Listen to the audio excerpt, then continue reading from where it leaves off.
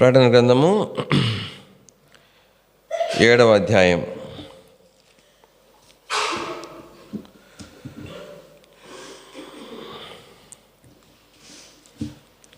ప్రకటన గ్రంథము 7వ అధ్యాయం 13వ వచనం నుంచి మార్చి చదువుదాము. పెద్దలలో ఒకడు తెల్లని వస్త్రములు ధరించుకుని ఉన్న వీరెవరు, ఎక్కడ నుండి వచ్చారని నన్ను అడిగాను.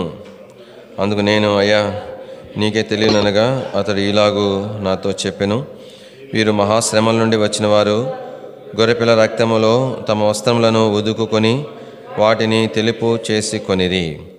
అందువలన వారు దేవుని సింహాసనం ఎదుట ఉండి రాత్రింబగళ్ళు ఆయన ఆలయములో ఆయనను సేవించుచున్నారు. సింహాసనాసీనుడైన వాడు తానే తన గుడారము వారి మీద కప్పును. వారికి ఇక మీదట ఆకలైనను దాహమైనను ఉండదు. సూర్యుని ఎండైనను ఏ వడగాలి అయినను వారికి తగలదు. ఏలైనగా సింహాసనం మధ్య నుండి గొర్రెపిల్ల వారికి కాపరి జీవజలముల బుగ్గల ఎద్దుకు వారు నడిపించును.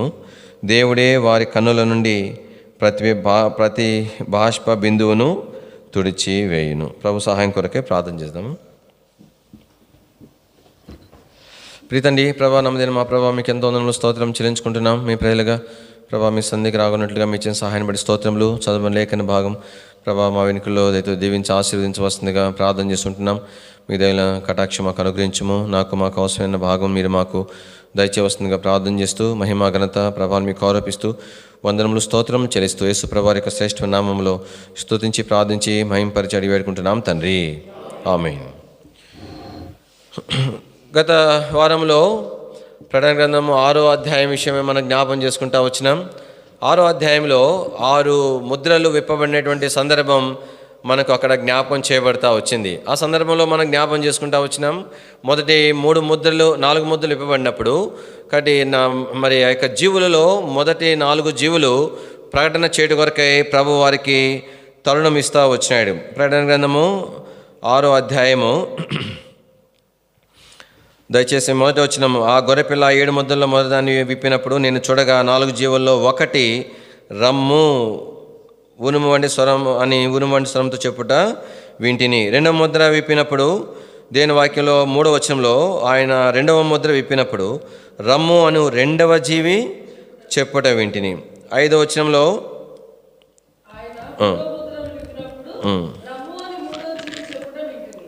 తర్వాత 7వ వచనంలో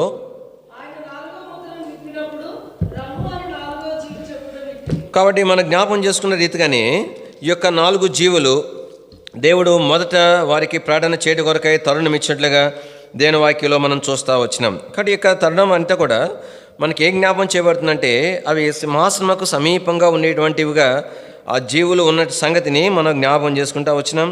కానీ నిత్యత్వంలో కూడా దేవుడు ఎవరికి ఎక్కువ ప్రాధాన్యత, ఎక్కువ తరుణము, ఆధిక్యత ఇస్తాడంటే ఎవరైతే ప్రభుకు సమీపముగా ఉండగలుగుతారో వారి కొరకే ఆధిక్యతలు అనేటువంటివి ఉండేవిగా ఉంటూ ఉన్నాయి. తర్వాత దీని వాక్యంలో కింద భాగంలో కొన్ని సంగతులు జ్ఞాపం చేసుకుంటూ వచ్చినాం.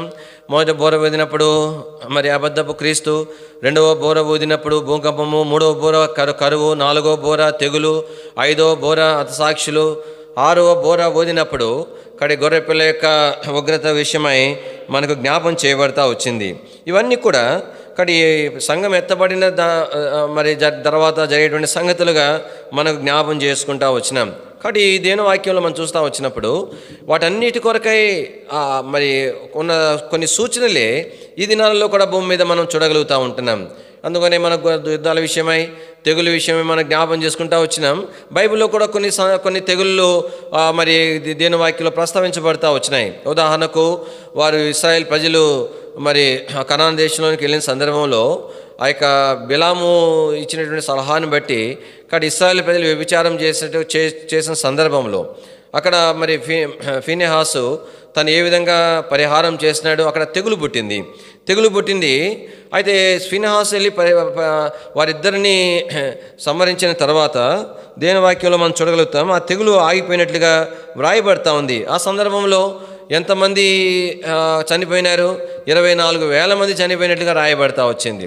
దేవుని వాక్యం తర్వాత దావీదు ఆ యొక్క జనసంఖ్య సందర్భంలో ప్రభు చెప్పినాడు, కాబట్టి నువ్వు ఈ పని చేసినావు కాబట్టి 3 విషయాలు చెప్తానంటే, మూడవది మూడు దినములు తెగులుకు అనుమతిస్తావంటే ప్రభుకు అప్పగించుకున్నాడు. అయితే ఒక దినం మాత్రమే తెగులు అనుమతించబడింది. దాదాపుగా 75,000 మంది అక్కడ చనిపోతూ వచ్చినారు.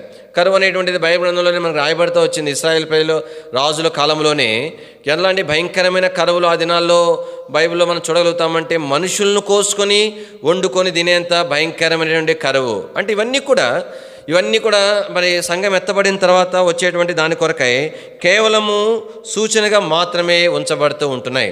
కాబట్టి దేవుని వాక్యంలో అందుకని ఈ యొక్క ప్రకటన గ్రంథము 6వ అధ్యాయం చివరికి వచ్చేసరికి అక్కడ గొర్రెపిల్ల యొక్క ఉగ్రతను మరి మేము తాళలేమని భూరాజులు చెప్పడం అనేటువంటిది. కాబట్టి వారు ఎవరు? భూరాజులు, సహస్రాధిపతులు, బలిష్ఠులు, వారందరూ కూడా ఇక్కడ వారి గర్వమును అణిచివేసినాడు. గొర్రెపిల్ల ఎదుట వారు ఏమాత్రం కూడా ఆశించడానికి లేకుండా పోయింది. వారి చివరికి కొండలు బండలు తమ మీద వేసుకొని చనిపోవడానికి వారు ఇష్టపడతా వచ్చినారు. ఒకవైపు ఏమో గొర్రెపిల్లని ప్రస్తావించబడుతున్నప్పటికీ కూడా సాధు అనేటువంటి ప్రభు యొక్క ఉగ్రత ఎంత తీవ్రమైందో వారు ఎరుగుతూ వచ్చినారు. కాబట్టి వారు మారుమోసు పొందినట్లు మనం చూడలేం. కానీ అయితే వారు తమ మరణానికి తమను తాము అప్పగించుకుంటూ వచ్చినారు. తర్వాత 7వ అధ్యాయానికి వచ్చేసరికి దేవుని వాక్యంలో మరి ఇక్కడ దేవుని 4 దిక్కులలో మొదటి వచనంలో 4 దేవుని దూతలు నిలబడి ఉన్నట్లుగా మనం చూస్తుంటున్నాం. అక్కడేమో మరి లోకం అంతటి మీదకి సంహరించబట్టు కొరకై ఆయా రకాలైనటువంటి వారు పంపించబడతా వచ్చారు. ఇక్కడ మాత్రము వీరు దేవుని దూతలు దీని కొరకై నియమించబడినట్లుగా దేవుని వాక్యంలో మనం చూస్తూ ఉంటున్నాం. కానీ ఈ నలుగురు దిక్కుల కూడా వీరు ఆ వాయువులను మరి పట్టుకొని ఉన్నారు. అందుకు దేవుని వాక్యంలో మనం చూస్తే ఆ సమయంలో 2వ వచనం రాయబడి ఉంటుంది, మరియు సజీవుడగు దేవుని ముద్ర గల వేరొక దూత సూర్యోదయ దిశ నుండి పైకి వచ్చుట చూచితిని. కాబట్టి ఇక్కడ 4వ దూత మరి వస్తూ ఉంటున్నాడు. ఈ యొక్క మరొక దూత వస్తూ ఉంటున్నాడు. ఎక్కడి నుండి వస్తున్నాడు? సూర్యోదయ దిశ నుండి వస్తూ ఉంటున్నాడు. అంటే ఈ దూత ప్రభువైన యేసుక్రీస్తు వారు కాదు, కానీ ప్రభువైన యేసుక్రీస్తు వారి యొద్ద నుండి పంపబడిన దూతగా, ప్రభువైన యేసుక్రీస్తు వారి కొరకే పంపబడిన దూతగా, ప్రభువైన యేసుక్రీస్తు వారికి సాదృశ్యంగా ఉన్న దూతగా ఈ దూతను మనము చూడగలుగుతాం. కానీ అందుకని మరి జ్ఞానులు కూడా ఆ నక్షత్రమును తూర్పు దిక్కున వారు చూస్తూ వచ్చినారు. కానీ దేవుని వాక్యంలో ప్రభువైన యేసుక్రీస్తు వారి విషయం ఏం రాయబడింది? నీతి సూర్యుడు అని ఆయనకు మరి ప్రస్తావించబడతా వచ్చింది. కాబట్టి ఇక దూత మరి తను వచ్చినప్పుడు ఏమని చెప్తా వచ్చినాడంటే, దేవుని వాక్యంలో చూడండి 2వ వచనంలో, భూమికిని సముద్రమునకును చదవక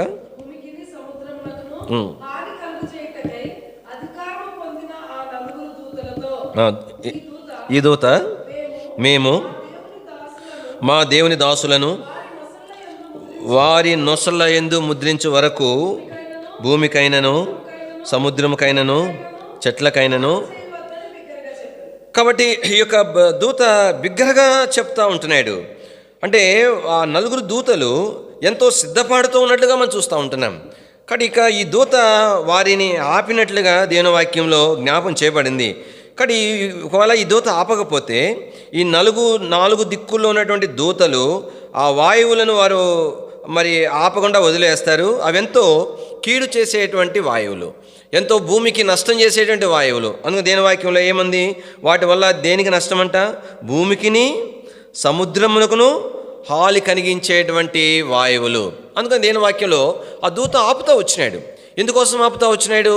దేని కొరకు ఆపుతా వచ్చినాడంటే ఇప్పుడు చదివిన భాగంలో రాయబడింది, మరి దేవుని యొక్క దాసులను వారి నొసళ్ళ యందు ముద్రించటము అని. 4వ వచనం చదవండి.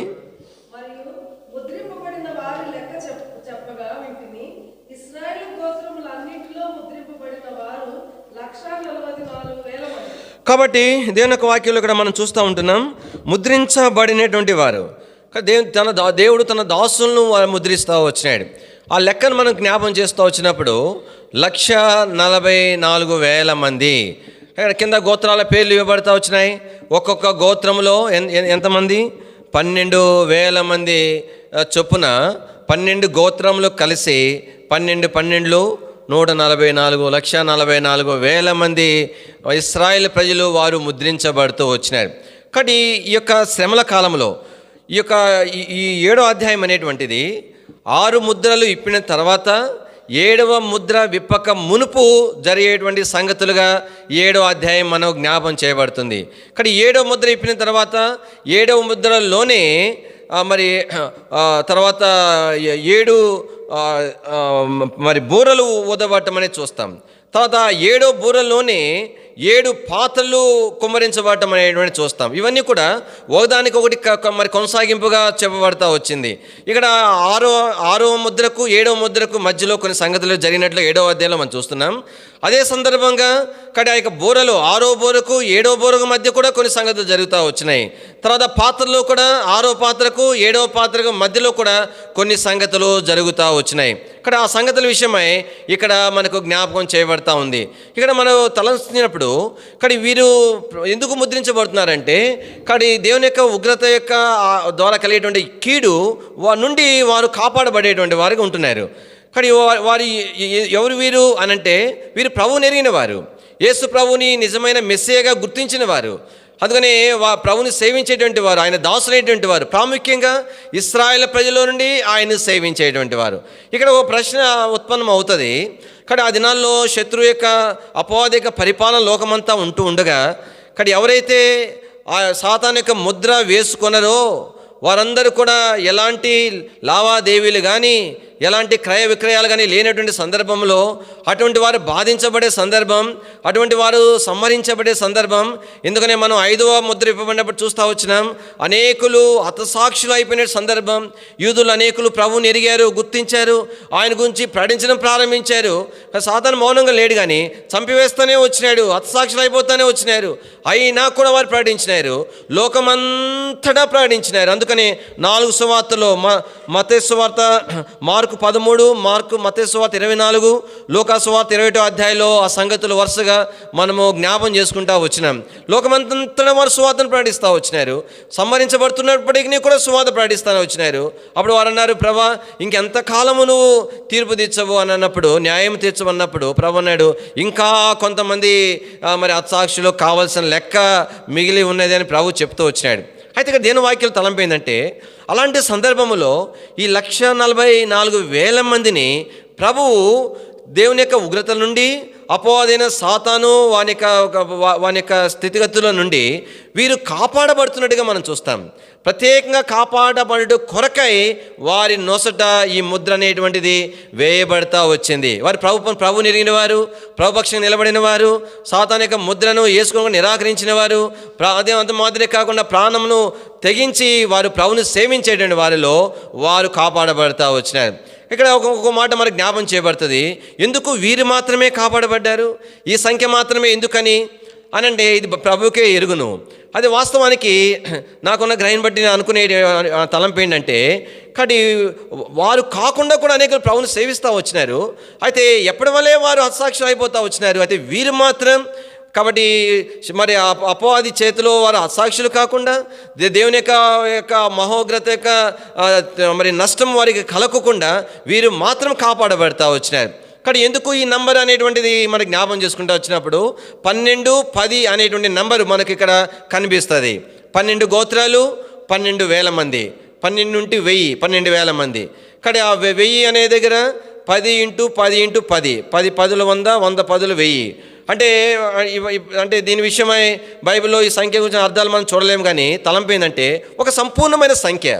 కాబట్టి దేవుడు మరి సాక్షార్థముగా ఇశ్రాయేల్ ప్రజల్లోనే, యూదులలోనే ప్రభువుని ఎరిగి ఆయన సేవించే వారిలో అనేకులు హతసాక్షులు అయిపోయే క్రమంలో ప్రభు వీరిని ప్రత్యేకమైన విధానంలో కాపాడినట్లుగా దేవుని ఒక వాక్యంలో మనము చూడగలుగుతాం. కాబట్టి 1,44,000 మంది వారు కాపాడబడతా వచ్చినారు. దేవుని వాక్యంలో మన జ్ఞాపం చేసుకుంటూ వచ్చినప్పుడు ఈ యొక్క గోత్రాల యొక్క నమూనా ఇక్కడ కింద ఇవ్వబడతా వచ్చింది. అయితే ఒక గోత్రం మాత్రము మనకి ఇక్కడ కనిపించదు. ఈ గోత్రం యొక్క సంఖ్యలో ఒక గోత్రము కనిపించదు. అది ఏమి గోత్రం అంటే దాను గోత్రము కనిపించదు. దాను గోత్రమునకు బదులుగా మరి యోసేపు కుమారుడైన మనష్షే గోత్రము ప్రస్తావించబడుతుంది. మనష్షే గోత్రం తర్వాత ఎఫ్రాయిము గోత్రము బదులుగా మరి యోసేపు యొక్క పేరు ఇక్కడ ప్రస్తావించబడుతుంది. ఇక్కడ ఎఫ్రాయిము దాను అనేటువంటి గోత్రాలు ఈ గోత్రాల నుండి మినహాయించబడినట్లుగా దేవుని వాక్యంలో మనం చూడగలుగుతాం. కానీ ఎందుకని వారు ఇక్కడ మాత్రం మినహాయించబడ్డారు అంటే ప్రత్యేక విధానంలో కాపాడబడేటువంటి వారి జాబితా ఇది. అంతేకాని తర్వాత వారు ఆ యొక్క సింహాసనాసులనే పరిపాలన చేసేటప్పుడు, అధికారం చేసేటప్పుడు 12 గోత్రాల వారికి 12 సింహాసనాలు దేవుడు ఏర్పాటు చేసినాడు. అయితే ఇక్కడ మాత్రం వారు మినహాయించబడ్డారు. ఈ లిస్టు ఏం లిస్టు? ప్రత్యేకమైన విధానంలో దేవుని చేత కాపాడబడే సమూహం నుండి వారు తప్పించబడ్డారు. ఎందుకోసం ప్రభువుని తప్పించినాడు? దేవుని వాక్యంలో మనం చూసినప్పుడు ఒక వచన భాగము మన జ్ఞాపం చేసుకుందాం. రాజుల మొదటి గ్రంథము, మొదటి రాజులు 12వ అధ్యాయం. మొదటి రాజులు 12వ అధ్యాయము దయచేసి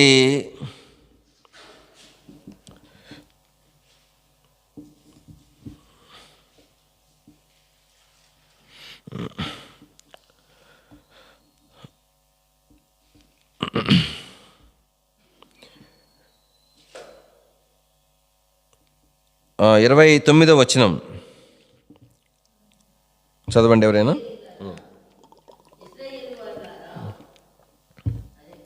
చదవండి అక్క. నుండి మిమ్మల్ని రప్పించి ఇవే అని చెప్పి ఒకటి బేతేలు నందును ఒకటి దాను నందును ఉంచెను. కాబట్టి ఒకటి బేతేలులో ఒకటి దాను అంటే ఎఫ్రాయిము గోత్రము ఉన్నటువంటి బేతేలులో, తర్వాత దానులో ఆ యొక్క విగ్రహాలు ఉంచబడతా వచ్చినాయి. కానీ ఎందుకని వారి మధ్య విగ్రహాలు ఉంచబడుతున్నాయి అంటే వారు అప్పటికే విగ్రహారాధకులు అయిపోయినారు. అందుకని యెరోబాము ఆలోచన చేసినాడు. ఎందుకు యెరోబాము ఆలోచన చేసినాడు? కాబట్టి సొలొమోను చేతిలో నుండి ప్రభు 10 గోత్రాలు ఇచ్చినాడు. వాస్తవానికి ఈయన రాజు కాదు, రాజవంశం కూడా కాదు, కేవలం దాసుడు. ఒక దాసునికి రాజవంశంలో నుండి 10 గోత్రాలు తీసి అప్పగించేసినాడు. ఎందుకు మరి 10 గోత్రాలకు దాసునికి అప్పగించినాడు? మరి దావీదుకు మాత్రము 2 గోత్రాలు మాత్రమే ఉండనిచ్చినాడు. ఎందుకో 2 గోత్రాలు కూడా ఎందుకు ఉండనిచ్చినాడు? అవి కూడా ఉంచడం దేవునికి ఇష్టం లేదు. దావీదుతో చేసిన ప్రమాణం బట్టి. కాబట్టి నీ సింహాసనం మీద నీ సంతతైన వాడు ఉండక మానుడని, కాబట్టి ఆయన చేసిన ప్రమాణం బట్టి కాబట్టి ఆ 2 గోత్రాలను వారికి ఉంచుతా వచ్చినాడు. సొలొమోను విగ్రహారాధకుడు అయిపోయిన కారణాన్ని బట్టి, సొలొమోను అన్య స్త్రీలను వివాహం చేసుకుని బహుగా వ్యభిచరించిన కారణాన్ని బట్టి కాబట్టి ఆ 10 గోత్రాలు దాసునికి అప్పగించబడతా వచ్చినాయి. దేవుని వాక్యంలో మనం జ్ఞాపం చేసుకుంటా వచ్చినప్పుడు ఎందుకు దాసునికి దేవుడు అప్పగించినాడంటే కృతజ్ఞత కలిగి ఉంటాడని. అరే నేను రాజవంశం కాదు, అందులో నేను సంహరించబడవలసిన వాడిను, రాజు దగ్గర నుండి పారిపోయిన వాడిను, కనబడితే ఎప్పుడైనా రాజు నన్ను సంహరించాలా, అలాంటి వాడిని నన్ను దేవుడు ఏర్పాటు చేసుకొని కానీ ముందుగానే తన ప్రవక్త చెప్పిన మాటలు అవి. మరి ఆ ప్రవక్త తనని ఎదుర్కొన్నాడు, తన కొత్తదైన తన వస్త్రం విప్పివేసినాడు, 10 ముక్కలు చించి 12 ముక్కలు చించి 10 ముక్కలు ఇచ్చినాడు. అంటే అర్థం ఏంటి? తను ఎన్నడూ మర్చిపోకూడదు. కానీ దేవుడే నాకు ఇచ్చిన ఆధిక్యత ఏ యోగ్యతను బట్టి కాదు. ఎందుకు ఇచ్చినాడు? కేవలం కృతజ్ఞత కలిగి ఉంటానని. దాసుడను ఎందుకు పనికిరాని వాడను కూడా దేవుడు నాకు ఈ ఆధిక్యత ఇచ్చినాడని జీవితం అంతా కృతజ్ఞత కలిగి ఉంటాడని ఏర్పాటు చేస్తే ఈ మనుషుడు ఏం ఏర్పాటు చేసినాడు? దేవుని సేవించడం మానివేసినాడు, దేవుని ప్రేమను తప్పించడం ప్రారంభించినాడు. దేవుని యొక్క మందిరము కాబట్టి యూదా ప్రాంతంలో ఉన్నది. వీరందరూ కూడా అక్కడికి వెళ్తే ఆ దేవుని ఆరాధించడానికి పోయినప్పుడు చిన్నగా వారి యజమాని పక్షంగా అయిపోతారేమో అని అనుకున్నాడు. వారి యజమాని పక్షంగా అయితే అంటే కాకుండా చేసేవాడు దేవుడు కాదా? ఒకవేళ నీతో ఉంచుకోగానే నిన్ను వారి యజమాని పక్షంగా దేవుడు చేయలేడా? దావీదు అన్నాడు, నా వేళ్లకు యుద్ధము నేర్పేవాడు ఆయనే, జనములను నాకు లోబర్చువాడు కూడా ఆయనే చెప్పినాడు. కాబట్టి ఏదైనా ఇవ్వాలైనా తీసేయాలన్నా దేవుడు కదా తనకిచ్చింది, కాపాడవలసిన దేవుడు కదా. కానీ అందుకని ఏం ఆలోచన చేసినాడు? యెరూషలేముకు పోకుండా వారిని ఆపివేయాల. అందుకని ఏం చేసినాడు? కాబట్టి 2 విగ్రహాలు ఏర్పాటు చేసినాడు, దూడలు ఏర్పాటు చేసినాడు. మళ్ళీ దేవుడు మందిరాలు కూడా అలాంటి మందిరాలు కట్టించేసినాడు. మరి యాజకులు కావాలి కదా, యాజకులు దూడల దగ్గర పరిచయం చేయరు కదా. అందుకని చెప్పి సామాన్యమైన మనుషుల నుండి యాజకులు తెచ్చినాడు. మొత్తం అదే నమూనా, ఇంకేం ఇబ్బంది లేదు. మందిరం ఉంది, పాస్టర్ ఉన్నాడు, అన్నీ ఉన్నాయి. ఇక ఇంకెందుకు దూరంగా ఎందుకు పోతారు, శుభ్రంగా ఇక్కడికి ఇవ్వడం చెప్పినాడు. తలంపు ఏంటంటే దేని వాక్యంలో దాను ఎఫ్రాయిము గోత్రం వారు అంతకు ముందే, అందుకని ఆ విగ్రహాలు వారి యుద్ధ పెట్టడానికి వీలవుతా వచ్చింది. తలంపు ఏంటంటే అందుకని ఈ యొక్క ప్రకటన గ్రంథం 7వ అధ్యాయంలో మనం చూస్తూ వచ్చినప్పుడు ఈ 7వ అధ్యాయంలో ఆ గోత్రాలు మినహాయించబడ్డ కారణం ఏంటంటే వారు విగ్రహారాధికులు అయిపోయిన కారణాన్ని బట్టి వారు ప్రభు చేత ప్రత్యేకించబడి కాపాడబడి ముద్రించబడే ఆధిక్యతలో నుండి వారు తప్పించబడినట్లుగా దేని వాక్యంలో మనం చూస్తాం. కానీ దినాల్లో కూడా మనం కూడా అంతే. కానీ ఎన్నోసార్లు మన జీవితాలలో ఏం చేరిపోతాయి, దేవుడున్న స్థానంలోనికి రకరకాలైనటువంటి విగ్రహం అంటే అర్థం ఏంటి? కానీ దేవునికి చెందవలసినటువంటి ధనము, దేవునికి చెందవలసిన ఘనత, దేవునికి చెందవలసిన గౌరవము, దేవునికి చెందవలసినటువంటి సమయము, ఇదంతా కూడా కానీ ఏవైతే దొంగిలిస్తాయో అవే విగ్రహాలు, అవే దేవుని స్థానంలోనికి వచ్చేటువంటివి. తద్వారా కానీ మనం దేవుని రాజ్యంలోకి వెళ్తామేమో కానీ అనేకమైన ఆధిక్యతలు, ప్రత్యేకతలు, బహుమతులు పోగొట్టుకునేటువంటి వారుగా ఉండేటువంటి వారుగా ఉంటాం. కానీ ఇక భాగంలో మనకి ఏ జ్ఞాపం చేయబడుతుందంటే అనేకులు యూదులు ప్రభువును సేవిస్తూ వచ్చినారు, వారిలో నుండి వీరు కాపాడబడినట్లుగా దేవుని వాక్యంలో చూస్తాం. తర్వాత ఈ యొక్క మొదటి 7 వచనాల్లో ఈ సంగతులు రాయబడ్డాయి. ఆ తర్వాత 9వ వచనం నుండి మరొక గుంపు ఇక్కడ మనకు కనబడుతుంది. చూడండి 9వ వచనం. తర్వాత నేను చూడగా ఇదిగో ప్రతి జనములో నుండి, ప్రతి వంశములో నుండి, ప్రజల్లో నుండి, ఆయా భాషలు మాట్లాడే వారిలో నుండి వచ్చి ఎవడును లెక్కింపజాలని ఒక గొప్ప సమూహము కనబడెను. వారు తెల్లని వస్త్రము ధరించుకున్న వారై ఖర్జూరపు మట్టలు చేతబట్టుకొని సింహాసనము ఎదుటను గొర్రెపిల్ల ఎదుటను నిలవబడి.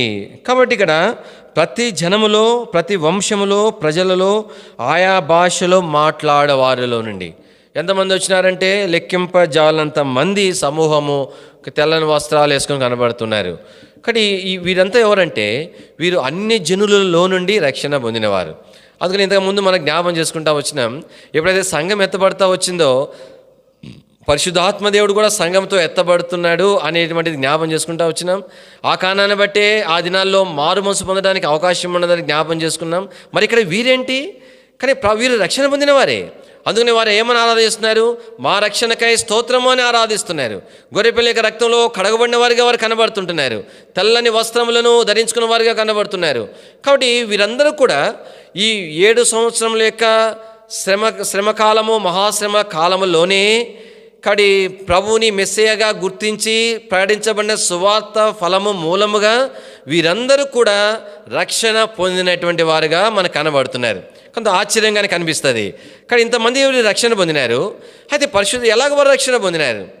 అందుకనే దేవుని వాక్యంలో మనం చూస్తే పరిశుద్ధాత్మ దేవుని యొక్క పరిచర్య ఎక్కడి నుండి ప్రారంభం అవుతుంది? పెంతెకోస్తు దినం దగ్గర నుండి ప్రారంభం అవుతుంది. ఆ తర్వాత సంఘం ఎత్తబడితో పరిశుద్ధాత్మ దేవుని యొక్క పరిచయం ముగించబడుతుంది. అది పాత నిబంధనలో కాలంలో భక్తుల సంగతి ఏంటి?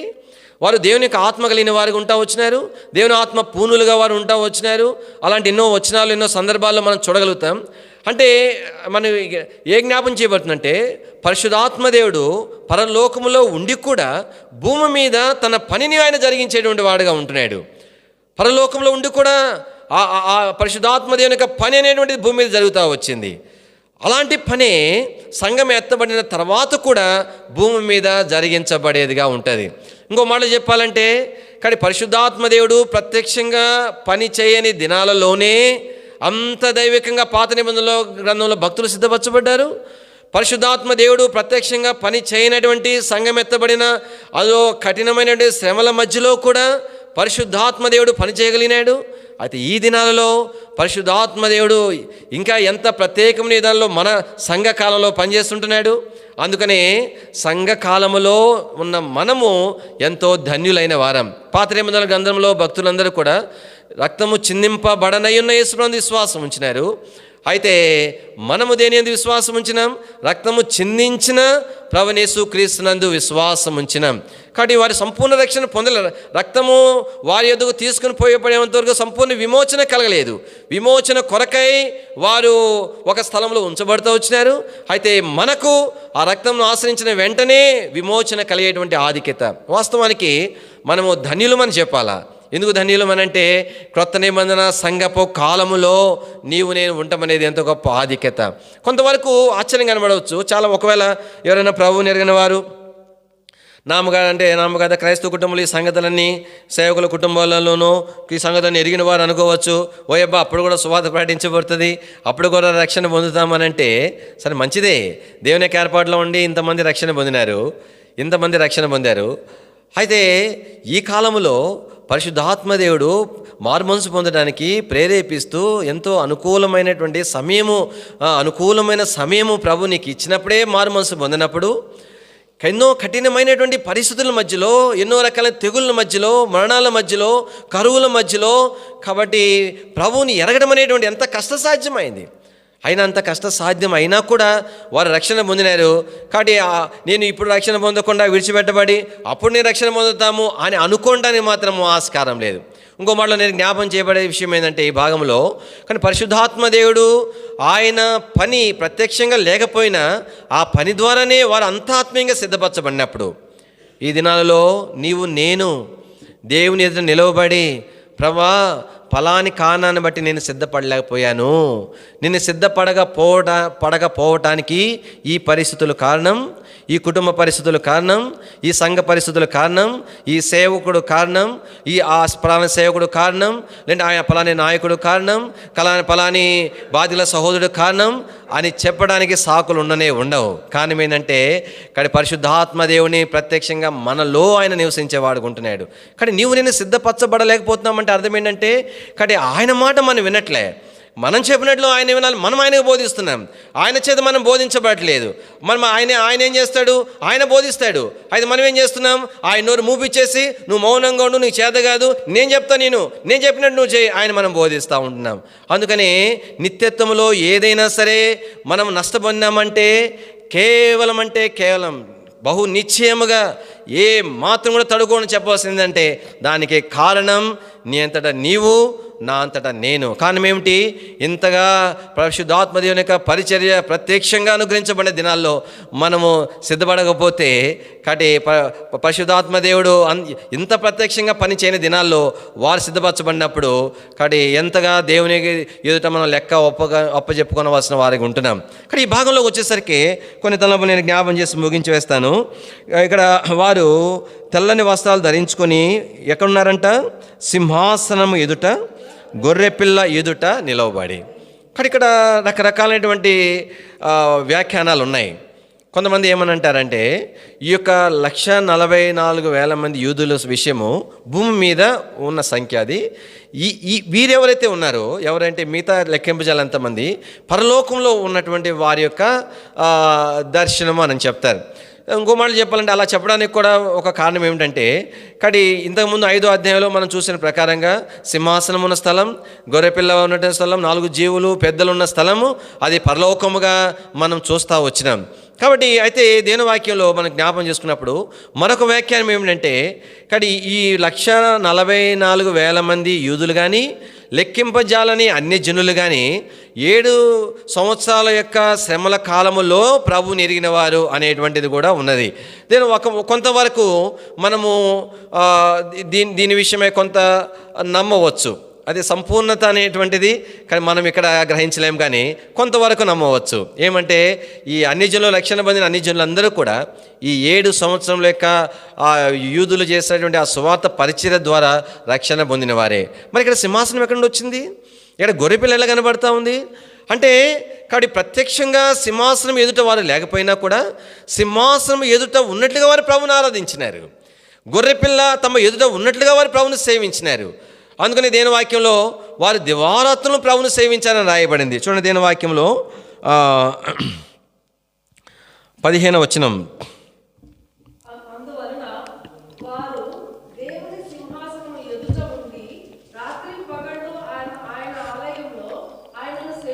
కాబట్టి రాత్రి పగలు వారు సేవించినారంటే అర్థం ఏంటంటే వారు భూమి మీదే ఉన్నారు. ఎందుకంటే మధ్యాకాశంలో సంఘంతో వీరు లేరు.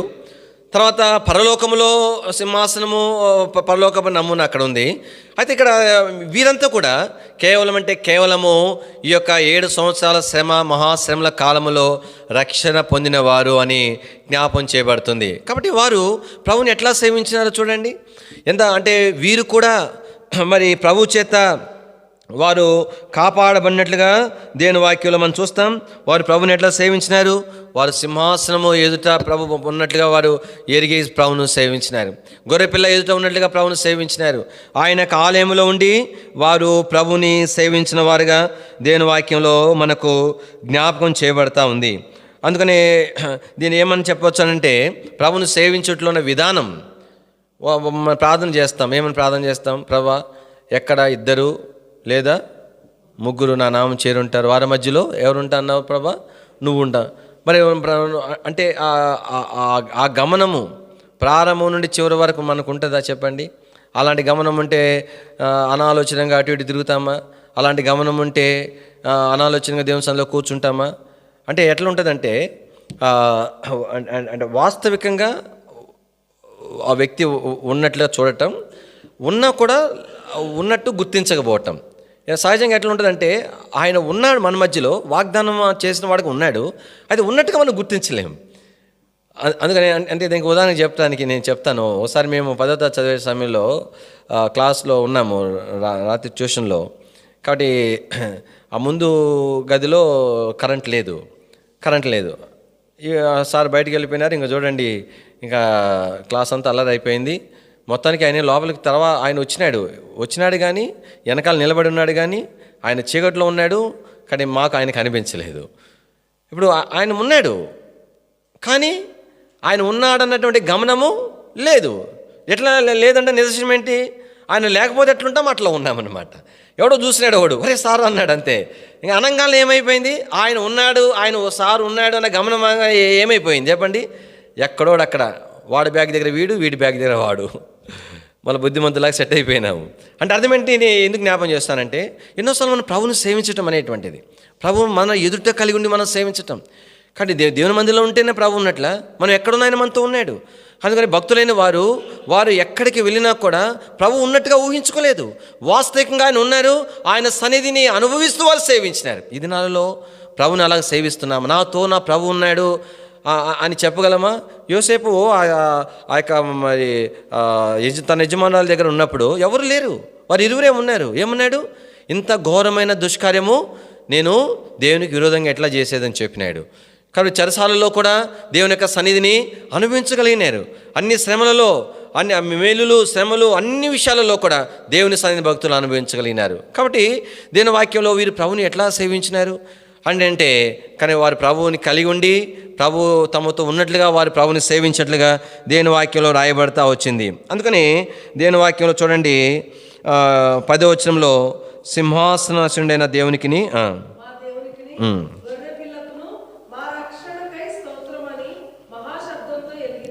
కాబట్టి ఎలుగెత్తి వారు చెప్పినారు, ప్రభుని ఆరాధించినారు. కాబట్టి ఈ దినాలలో ఎలాగ మనం మన ప్రార్థన, మన ఆరాధన కానీ ఎలాగా ఉంటే అది అంగీకారంగా ఉంటుంది దేవుని చెప్పండి? ఆయన నాతో ఉన్నాడు, ఆయన నన్ను చూస్తున్నాడు, నా కుడి ప్రక్కనే ఉన్నాడు, నన్ను గమనించుచున్నాడు. కాబట్టి ఆయన గమనముతో మనం ప్రభుని సేవించి ఆ గమనములో మనం చేసేటువంటి ఆరాధన, ప్రార్థన, ఆ గమనములో చేసేటువంటి సేవ, పరిచర్య, కాబట్టి అది ప్రభు అంగీకరించేవాడుగా ఉంటాడు. దీని వాక్యంలో ఇక్కడ మరి వారు ఏం చేస్తున్నారంటే ప్రభువుని మహాశబ్దముతో ఎలుగెత్తి చెప్పారు. 11వ వచనం చదవండి. దేవదూతలందరూ సింహాసనం చుట్టూను పెద్దల చుట్టూను వారు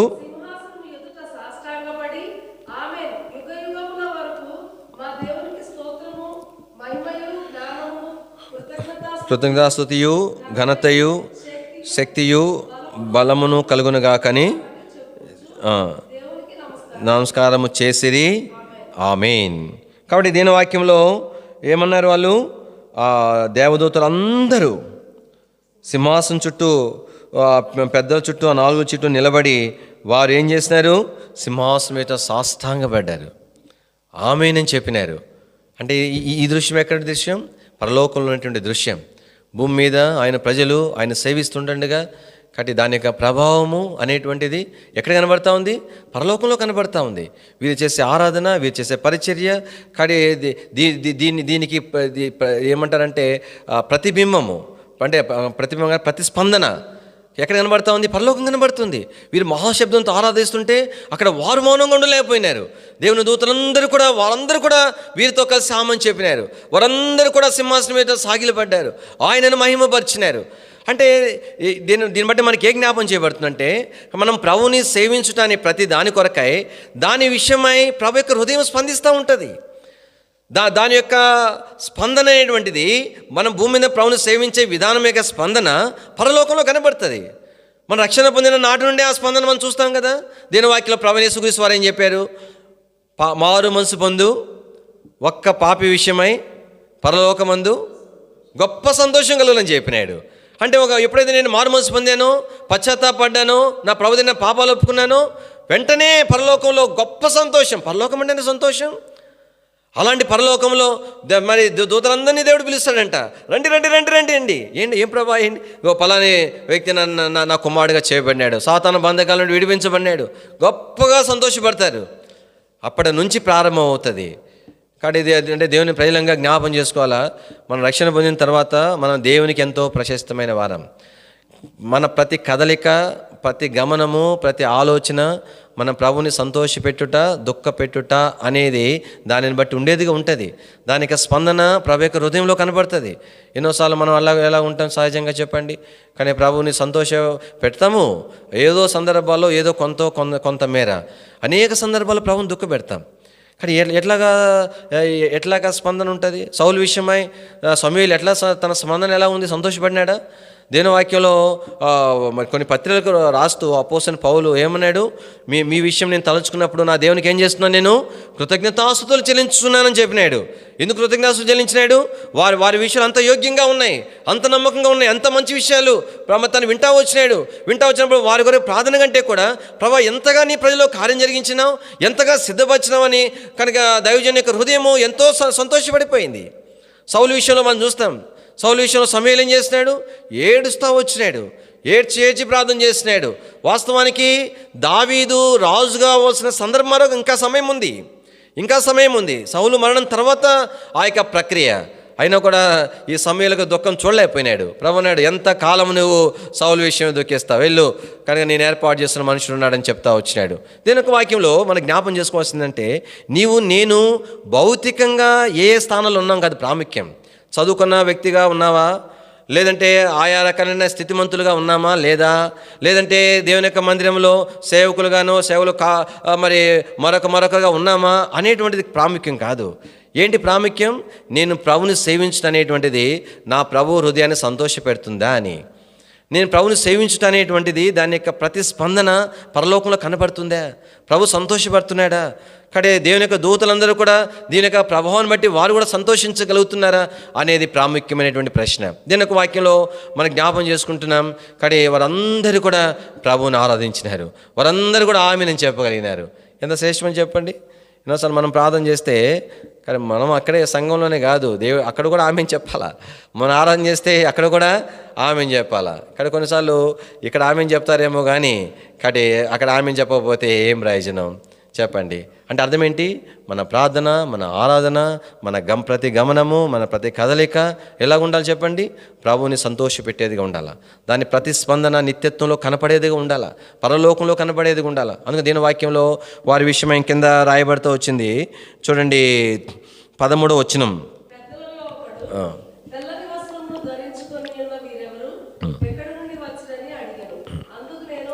అయ్యా అనగా అతడు ఇలాగ నాతో చెప్పాను. అరే ఎందుకు ప్రశ్న వేయాలా? మళ్ళీ ఎందుకు జవాబు చెప్పాలా? కానీ ఆయన ప్రశ్న వేసినాడు. నాకు తెలీదు, యోహాన్ అన్నాడు, నాకు తెలీదు. అది నీకే తెలుసు అని అంటే కాబట్టి అంటే అర్థం ఏంటి? ఆ విషయాన్ని బయలుపరచడం అనేటువంటిది, బహిరంగంగా ప్రకటించడం కొరకు అనేటువంటి ప్రశ్న. అది తెలియని వల్ల కలిగే ప్రశ్న కాదు. అందుకు దీని వాక్యంలో ఏమని చెప్పినాడు? వీరు మహాశ్రమల నుండి వచ్చిన వారు రక్తములో ఉతుకుకొని. కాబట్టి 2 సంగతులు రాయబడ్డాయి. కాబట్టి వారి విషయమై అంతగా పరలోకంలో స్పందన ఎందుకు, అంతగా వారు ప్రభువుని ఎలాగ సేవించగలిగినారు అని అంటే దేవుని వాక్యంలో వారు మహాశ్రమలలో కూడా మారుమనసు పొందగలిగినారు. మరి ఆ యూదులైన వారు చేసిన పరిచర్య, వారి సువార్త ద్వారా ఎన్నో కఠినమైన పరిస్థితులలో కూడా వారు రక్షణ పొందారు, ప్రభుని ఎరిగినారు. అందుదేని వాక్యంలో ప్రభుని తెస్సలోనిక సంఘం విషయం మనం చూస్తే చాలా కఠినమైన పరిస్థితులు కలిగినాయి. వాస్తవానికి చాలా సువార్త ప్రకటించిన క్రమంలో చాలా పెద్ద అల్లరి జరిగింది, చాలా పెద్ద అల్లరి జరిగింది. చివరికి ఒక ఇంట్లో పౌలు శీల దాచిపెడితే ఆ ఇంట్లోని పట్టుకుపోయినారు. ఊరంతా ఏకమైపోయింది, చాలా కఠినమైన పరిస్థితులు. అందుకని తెస్సలోనిక సంఘానికి పౌలు రాస్తూ ఏమన్నాడు, మీరు ఎలాంటి పరిస్థితుల్లో ప్రభుని ఎరిగినారు? తెస్సలోనిక రాసిన పత్రిక, మొదటి తెస్సలోనిక రాసిన పత్రిక 1వ అధ్యాయం 6వ వచనం.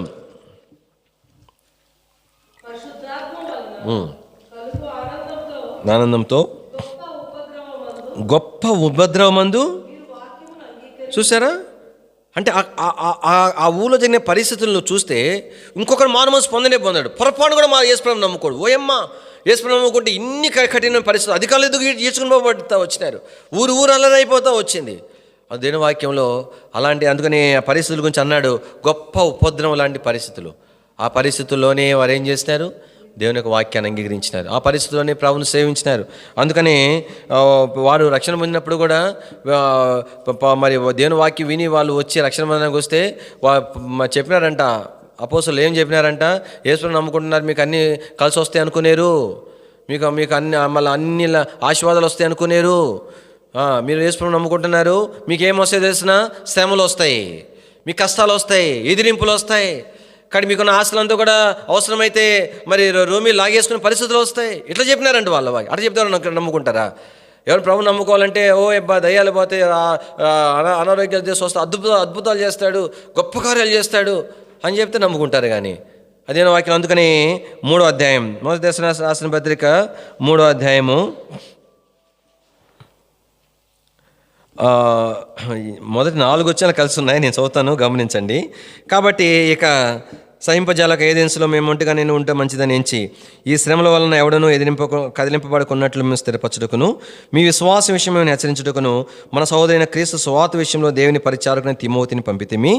మేము మీ యొద్ద ఉన్నప్పుడు, తర్వాత అక్కడ చదవండి, మనము శ్రమను అనుభవింపవలసి ఉన్నదని మీతో ముందుగా చెప్పినారు. అయినా ప్రభు నమ్ముకున్నారు. అంటే అర్థం ఏంటి? ప్రభుని సేవించుట్లో భాగాలు ఉన్నాయి. ఏంటి భాగాలు? ప్రతికూల పరిస్థితుల్లో ప్రభుని ఎరగటం, అనుకూల పరిస్థితుల్లో ప్రభుని ఎరగటం, ప్రతికూల పరిస్థితుల్లో ప్రభుని సేవించటం, అనుకూల పరిస్థితుల్లో కూడా ప్రభుని సేవించం. అది అన్నిటిని మించిన దరిద్రం. అందుకనే లౌకిక సంఘకాలం ఏంటి చెప్పండి, నీవు దరిద్రుడువు, దిక్కుమాలుడువు, దిగంబరుడువు అని చెప్పినాడు. అంటే అర్థం ఏంటి? అనుకూలంగా ఉన్నప్పుడు సేవించాం ప్రభుని, కానీ ఇంకా ప్రతికూలంలో ఏం ప్రభుని సేవిస్తాం. ఇదేనా వాక్యంలో వీరి యొక్క ఆధిక్యత ఏంటంటే, ఒకటి మహాశ్రమల్లో నుండి వారు రక్షణ పొందినారు, పరిస్థితుల నుండి రక్షించబడ్డారు. కాబట్టి అందుకని దేవుని ప్రజలంగా నిత్యత్వంలోకి వెళ్ళిన తర్వాత కాబట్టి ఎవరికి బహుమానాలు ఉంటాయి చెప్పండి? ఎవరు మేలులు పొందుతారు? ఎవరైతే కానీ ప్రభు కొరకై శ్రమలలో ప్రభుని సేవించుట, రెండవది ఏమంటారు, ప్రయాసతో ప్రభుని సేవించుట. అది 2 విషయాలు. శ్రమలలో ప్రభుని సేవించటం. ఒకవేళ శ్రమగల పరిస్థితులు లేకపోతే ఎలా సేవించాలి ప్రభుని? ప్రయాసతో సేవించాలా.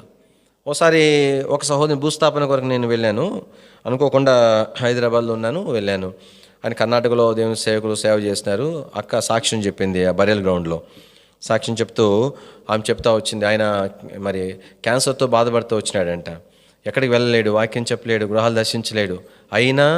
అయినా కొంచెం ప్రతిరోజు ఏదో ఒక షాపుకి వెళ్ళి, వెళ్ళగలిగినంత దూరం వెళ్ళి ఎవరో ఒకరికి వాక్యం చెప్పొస్తాడంట. అంటే ఒక వాక్యం ఒక్కరికి కూడా సువార్త చెప్పకుండా ఒక్కరోజు కూడా ఆయన జీవితంలో ఉండదంట. అంటే చెప్తా వచ్చింది, మాకు కుటుంబ ప్రార్థన విషయం సాక్ష్యం చెప్పింది. ఇక్కడ ఎంతో సిగ్గు అనిపించింది, కానీ ఇంకా సిగ్గుపడాల్సిన దినాలు ఎన్నో ఉంటాయో నాకు తెలియదు నా జీవితంలో.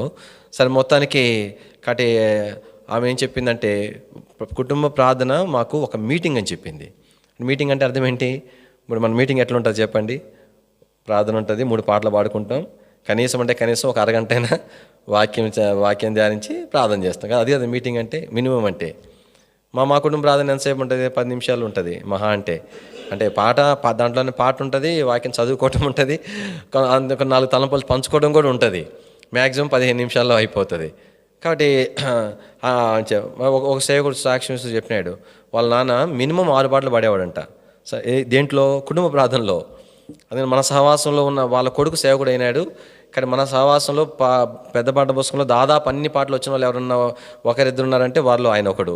నేను ఈయనకి ఇన్ని పాటలు ఎట్లా నేర్చుకోగలిగినాడని అనుకుంటే ఓసారి సాక్ష్యం చెప్తూ అన్న చెప్పినాడు అనమాట. వాళ్ళ నాన్న సేవకుడు, కానీ కుటుంబ ప్రార్థనలో 6 పాటలు పడతాడంట. మరి 2 పాటలు పడితే మన ఇంట్లో ఒప్పుకుంటారా? పనులు ఉన్నాయి కానీ అంటారు కదా. తలంపైందంటే ఏదైనా వాక్యంలో. కాబట్టి ప్రభుని సేవించటం జ్ఞాపకం పెట్టుకోవాలా. ఎలాగ మనం సేవిస్తున్నాం? ప్రయాసతో సేవించాలా. కానీ ఏమి శ్రమ తగలకుండా ప్రభుని సేవిస్తే, అందుకు దేని వాక్యంలో మన స్థానం మనం ఎరగాల.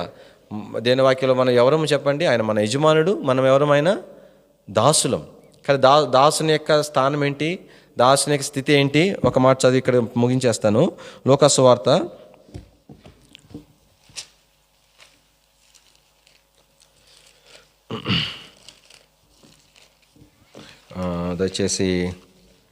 17వ అధ్యాయం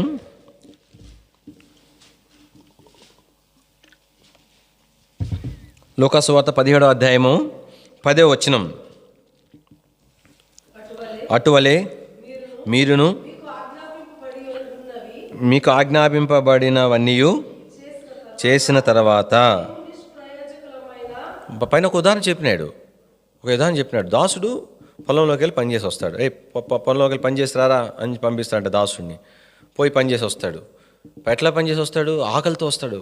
కడుపు మలమల మాడుతూ ఉంటుంది. కష్టపడి పగలంతా ఒక పొలంలో పనిచేసి వస్తాడు. వచ్చిన తర్వాత ఆ యజమాని అంటాడంట, ఏమని అంటాడంట, అరే కష్టపడి వచ్చినావరా, ముందు కప్పు ఏదో తినేసిరాపు, తర్వాత నాకు వడ్డిద్దు అని అండంట. ఏమంటాడంట రే ముందురా నాకు వడ్డించు అని చెప్తాడంట. నాకు వడ్డించాడని చెప్తాడంట. చెప్పిన తర్వాత ఇప్పుడు ఆ దాసుడు ఏం చేస్తాడు? నేనెట్ట వడ్డించేది అని, కష్టపడి పని వచ్చిన ఇంట్లో ఉన్నవాడు, ముసలోడివి, ఏం అంత మాత్రం అంత జాలి లేదా, అంత కఠిన అంటానికి లేదు. దాసుడు వాడు, వాని స్థానం అని తెలుసు, వాని స్థితి అని తెలుసు. ఏం చేస్తాడు? నడుము కొట్టుకొని యజమానికి వడ్డిస్తాడు. వడ్డించిన తర్వాత ఎట్లా ఫీల్ అవుతాడు? ప్రభు చెప్పినాడు, ఎట్లా ఫీల్ అవుతాడు? నేను గాంగా కష్టపడ్డాను, నేను గాంగా నా యజమానికి ఆకలి చంపుకొని వడ్డించినాను అని అంటాడా? అనడు. ఎందుకు అనడు? వాడు దాసుడు. తర్వాత ముందు నాకు వడ్డించిన తర్వాత పోయి భోజనం చేయమని చెప్తాడంట. అంటే తను ఎంతో కష్టపడుతున్నాడు, శ్రమ పడుతున్నాడు, ఎంతో సమర్పణగా అక్కడ చూపిస్తున్నాడు. కానీ అదంతా కూడా దాసునిగా దాని కనీస ధర్మం అది, అంతే. దాన్ని బట్టి హర్షించాల్సిన సంగతులు కాదు అవి. ఆ చెబుతూ ప్రభు ఈ మాట చెప్పినాడు. ఆ పై వచనంలో ఏమన్నాడంటే 9వ వచనం చూడండి. ఆ దాసుడు చేసినందుకు అరే ఎంత దయగలినోడురా, ఎంత ఆకలితో ఉండి కూడా మరి ఇసుక్కోకుండా సనుక్కోకుండా నేను తింటాను, నాకు కావాల్సిన అనుకోకుండా నాకు వడ్డించినావని మెచ్చుకోడు. ఎందుకంటే దాసుడు కాబట్టి చేశాడు, అంతే. తన యజమానుడు మెచ్చుకోడు. అందుకే ఆ భాగం చెప్తూ ప్రభు అన్నాడు, ఏమన్నాడు? అటువలే మీరును అన్నీ చేయాలా, ఆజ్ఞాపించి అన్నీ చేయాలా. అన్నీ చేసిన తర్వాత కూడా కాలు ఎగరేయడానికి లేదు. నేను కాంగింది అన్నీ చేసినాను, నన్ను మించిన భక్తిపరుడు లేడు అంటాను లేదంట. అన్నీ చేసిన తర్వాత ఏమనాలంట? చదవండి. మేము అరే ఆ మాట అసలు పొరపాటు కూడా రాదు మనకు. ఏమి చేయకపోయినా కూడా రాదు మనకు ఆ మాట. ఏమండి వస్తుందా? అంటే మన మీద మన గమనం లేదు. మన ప్రభు ఆయన స్థానం మనకు తెలియదు, ఆయన ఎదుట మన స్థానం మనకు తెలియదు. ఎంత బుద్ధిహీనమైన స్థితి, ఎంత గ్రహింపు లేని స్థితి. ఏమి దేవుని ఎదుట మనము ఆయన సేవించగలుగుతాం? దేని విషయమే ఆయన నన్ను మెచ్చుకోగలుగుతాడు? ఈ దినాల్లో అందుకనే వారి విషయమే, ఆ సమూహం విషయమే రాయబడిన మాట ఏంటంటే, వారు మహాశ్రమంలో ప్రభుని ఎరిగినారు. మొదటి భాగం. రెండవ భాగం ఏంటి? గొర్రెపిల్ల రక్తములో తమ వస్త్రములను ఉతుకుకొని తెలుపు చేసుకున్నారు. అంటే ఒకటి, గొర్రెపిల్ల రక్తం ద్వారా విమోచించబడిన వారే అయితే ఏం చేస్తున్నారు వాళ్ళు? ఆ వస్త్రములను గొర్రెపిల్ల రక్తంలో ఉతుకుకొని తెలుపు చేసుకున్నారు. అంటే అర్థమేంటి? వారు రక్షణ పొందిన వారు అయినప్పటికీ కూడా అంత ప్రతికూల పరిస్థితుల్లో ప్రభువుని ఎరిగి ప్రభు మెచ్చుకునే విధంలో ప్రభువుని సేవిస్తూ ఉండి కూడా వారి వస్త్రములకు అంటినటువంటి కలంకాలు, ముడత అట్టిది ఏమేమైతే ఉన్నదో వాటిని వారు ఎరుగుతున్నారు, గుర్తిస్తున్నారు. ఎప్పటికప్పుడు ఆ రక్తం యొక్క ప్రోక్షణ తీసుకుని వస్తున్నారు. ఉతకడం అంటే అర్థం ఏంటి? దాని కొరకై పట్టింపు, దాని కొరకైన సమయము, దానికొక శ్రమ, ఒక వస్త్రముతో ఉపయోగించిన రీతిగా. అంటే ఏదో అలవాటుగా క్షమించేసుకో ప్రభా పలానా తప్పు చేసా క్షమించేసే అన్నట్టుగా కాదంట. అట్లాగా వారు ఏం చేస్తున్నారు? వారి వస్త్రాలను తెలుపు చేస్తున్నారు. కాబట్టే తెల్లని వస్త్రములతో వారు ప్రభు దగ్గర సేవిస్తూ ఉంటున్నారు. అందుకనే గత ప్రభుబాలలో మనం చూస్తూ వచ్చినాం. ప్రభువైన యేసుక్రీస్తు వారి విషయమై ప్రభువైన యేసుక్రీస్తు వారిని మనం కలిగి ఉండాలా. రెండవదిగా ఆయనను ధ్యానిస్తూ ఉండాలా. మూడవదిగా ఆయనలో తృప్తి చెందాలా. నాలుగవది ఏం చూసినాం? ఆ రక్తం యొక్క ప్రోక్షణ కింద ఉండాలంతే, ఉండాలా ఎప్పటికప్పుడు. కాబట్టి అది బలహీనత, అది దేవునికి అయిష్టమైందా, అది చిన్నదా అనేది కాకుండా గమనంలోకి వచ్చిన ప్రతి సందర్భంలో కూడా ఏం చేయబడాలా? పరిశుద్ధపరచబడటం. అందుకని దేని వాక్యంలో ఈ విస్తారమైన అన్ని జనులనే సమూహం విషయం మనం చూస్తే వాటి మహాశ్రమంలో రక్షణ పొందినారు. అందుమాదిరే కాదు, తమ వస్త్రములను గొర్రెపిల్ల రక్తంలో ఉతుక్కొని, అందుకని 15 వచనం చూడండి, అందువలన అని రాయబడింది. ఇక్కడ అందువల్ల వారు ఎలాంటి ఆ దేవుని ద్వారా అంటే పరలోకములో ఏ విధంగా అయితే దేవుని ద్వారా వారు మేలు ఆశీర్వాదాలు పొందుతున్నారో అవన్నీ కూడా దేవుని యొక్క సన్నిధి యొక్క సంపూర్ణమైన మేలు వారు ఇక్కడే అనుభవిస్తూ ఉన్నారు. అందుకని ఈ కింద రాయబడిన సంగతులు ఏవైతే ఉన్నాయో, ఆకలి ఉండదు, దాహం ఉండదు, తర్వాత ఆయన తన గుడారమును వారి మీద కప్పును అని రాయబడిన మాటలు ఇవన్నీ కూడా నిత్యత్వంలో ఉన్న సంగతులు. కాబట్టి అంటే అర్థం ఏంటంటే నిత్యత్వంలో ప్రభు ద్వారా పొందేటువంటి వాటి యొక్క ఆనవాళ్ళు ఇక్కడే వారు అనుభవించగలుగుతున్నారు. వారి యొక్క నమూనా రుచి ఇక్కడే వారు అనుభవించగలుగుతున్నారు. అంటే అర్థం ఏంటి? అక్కడ సంపూర్ణంగా భోజనము ఆ రుచి ఇక్కడ ప్రభు ఇక్కడే వారు చూపిస్తున్నాడు. ఇంకా కింద భాగానికి వచ్చేసరికి ప్రభు ఏమని చెప్పాడంటే 17 వచనం, ఏలైనగా సింహాసనం గొర్రెపిల్ల వారికి కాపురై జీవజల బుగ్గల ఎదుక వారు నడిపించును, దేవుడే వారి కన్నుల ప్రతి బాష్ప బిందువు తుడిచి వేయును. కాబట్టి దీని వాక్యంలో ఏ పైన రాయబడింది? సూర్యుని ఎండ అయినా ఏ వడగాలైన వారికి తగలదు అని రాయబడింది. అంటే ఈ రెండు సమూహాలు కూడా ఆ యొక్క 7 సంవత్సరాల యొక్క మహాశ్రమల కాలం నుంచి వారు మినహాయించబట్టి కొరకై దేవుడు వారిని ఏర్పాటు చేసుకున్నట్లుగా దేని వాక్యంలో మనకు జ్ఞాపం చేయమని. చివరి దినాలలో కూడా ఇక్కడ మనం కూడా కొంత మేరనైనా కాబట్టి ఏదైనా వాక్యం మనం పనిచేయనట్లుగా కొంత మేరనైనా నిత్యత్వంలో మనం కొంత మేలు పొందుడు కొరకై తగిన రీతిగా నేను మనం సిద్ధపరచుకున్నట్లుగా ప్రభు మనకు సహాయపడుగాక. ప్రార్థన చేస్తాం. ప్రియమైన మా తండ్రి, పరిశుద్ధ దేవా, నమ్మదిన మా ప్రభావ, మీకు ఎంతో వందనము స్తోత్రాలు చెల్లించుకుంటున్నాం. మరోసారి మీ యొక్క ప్రభాతాన్ని మీ పాసన్నికి వస్తుంటున్నాం. మీ వాక్యాన్ని బట్టి స్తోత్రములు. ప్రభా, యూదుల్లో నుండి రక్షణ పొందిన వారు, ప్రభా నిత్యుని మా తండ్రి మిమ్మల్ని పరిచయం చేసిన వారు, మీ కొరకు అత్సాక్షులైన వారు, ప్రభా అదే సమయంలో ప్రభా తండ్రి మీ కొరకే కాపాడబడిన వారు, ప్రభా వారి విషయం సంగతులు మాకు జ్ఞాపం చేసినారు. ప్రభా నిత్యుని మా తండ్రి కొన్ని గోత్రం వారు ఎలాగైనా వారు ఆధిక్యతలు పోగొట్టుకున్నారు, దాని విషయం కూడా మాకు జ్ఞాపం చేసిన స్తోత్రములు. ప్రభా మాకు హృదయంలో ఆశ కలిగినట్లుగా, ప్రభా తండ్రి ప్రభా మాలో ప్రేరణ కలిగినట్లుగా ఈ సంగతులను మా కొరకు మీరు రాయించిన దాన్ని బట్టి స్తోత్రములు. ప్రభా మేము ఏమాత్రం కూడా ప్రభా తండ్రి నిత్యత్వంలో దేనిని కూడా పోగొట్టుకోకూడదు అనేటువంటి పట్టుదల భారము కలిగినట్లుగా ఈ సంగతులు మా కొరకు రాయించి పెట్టినందుకే స్తోత్రములు. ప్రేమ మా తండ్రి లోతైన విధానంలో తిరిగి ప్రభా మాలో కార్యం జరిగించి వస్తుంది ప్రార్థన చేస్తుంటున్నాం. ప్రభా నిత్యుని మా తండ్రి నిత్యత్వంలో తగిన రీతిగా మీ ద్వారా కలిగేటువంటి మెప్పును, మీ ద్వారా కలిగేటువంటి మహిమను, ప్రభా నిత్యుని మా తండ్రి ప్రభా మీ ద్వారా కలిగేటువంటి ఘనతను ప్రభా తగిన రీతిగా వారముగా పొందటకు తగిన రీతి అర్హులమైన వారిగా సిద్ధపరచబట్టు కొరకాయ దయతో మీరు మమ్మల్ని జ్ఞాపం చేసుకోవాల్సిందిగా ప్రార్థన చేస్తున్నాం. దయని అసలపించుకుంటూ మిగతా ముందున్నటువంటి అధ్యాయాలంటి విషయంలో కూడా ప్రభా నిత్యుని మా తండ్రి మాకు అవసరమైన భాగం దయచేస్తుంది ప్రార్థన చేస్తూ యేసు ప్రభు నామములో స్తుతించి ప్రార్థించి మహింపరిచి అడిగి వేడుకుంటున్నాం తండ్రి. ఆమేన్.